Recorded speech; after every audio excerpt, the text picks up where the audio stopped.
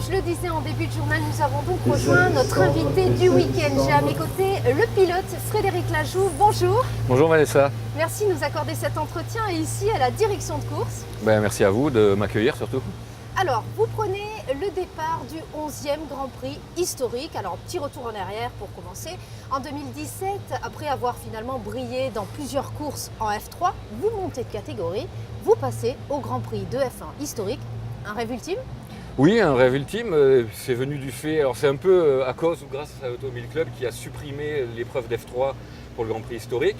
Et puis on s'est dit avec mon équipe, c'est dommage, on ne va plus pouvoir rouler à Monaco. Et puis un soir, en rigolant, on s'est dit, et si on le faisait en F1 ?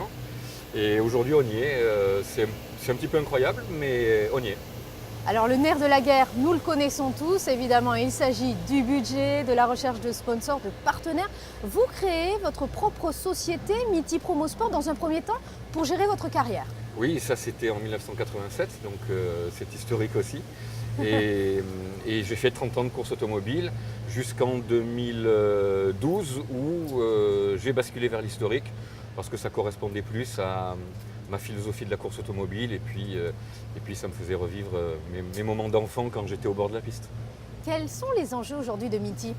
J'imagine que vous êtes évidemment développé ? Oui, les enjeux économiques, on travaille énormément avec le milieu de la course automobile et même moderne puisque j'ai des clients qui sont partenaires en F1. On fait beaucoup de business dans la course automobile. Et puis après, il y a les enjeux sportifs aussi et puis émotionnels et de passion. Alors pour en revenir à ce 11e Grand Prix historique, qu'est-ce qu'il a de compliqué ce circuit monégasque ? Quelle est la particularité de ce tracé en ville ? Alors, compliqué, en termes techniques, c'est pas si compliqué que ça. Ce qui est très différent par rapport aux autres circuits, c'est que les rails sont très très près et qu'on a vraiment beaucoup moins le droit à l'erreur. On ne peut pas rouler vraiment à 100%, il faut toujours avoir une très légère marge de sécurité. C'est le plus beau circuit du monde, ça c'est certain. Un mot peut-être sur votre voiture, une Aros de 1978-79 ?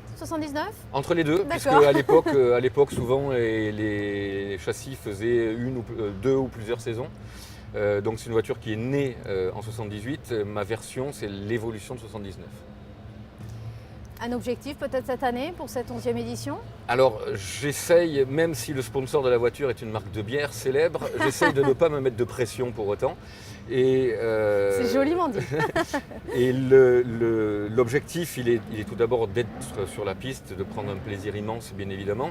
S'il y a un résultat à la clé, ça sera la cerise sur le gâteau. Mais voilà, je ne veux pas me fixer d'objectif. Nous sommes prêts. Écoutez, Fred Lajoux, merci en tout cas de nous avoir accordé cet entretien. C'était un plaisir. On vous souhaite de belles sensations au volant de votre voiture.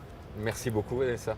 Évidemment, je remercie l'Automobile Club de Monaco de nous avoir permis de tourner ici en plein cœur du dispositif. Vous l'avez vu à la direction de course. Sachez que vous pourrez retrouver l'intégralité des courses de ce 11e Grand Prix historique de Monaco en direct sur Monaco Info. Quant à nous, nous nous quittons sur la météo. Très bon week-end à tous.